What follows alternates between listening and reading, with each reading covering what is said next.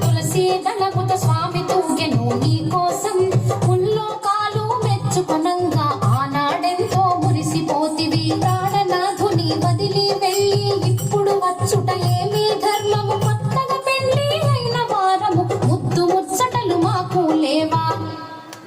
లక్ష్మీదేవి పద్మావతితో కయ్యము.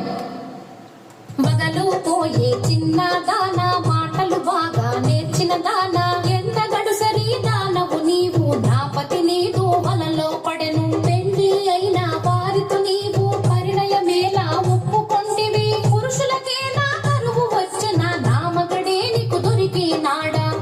పద్మావతి లక్ష్మీదేవితో కయ్యము.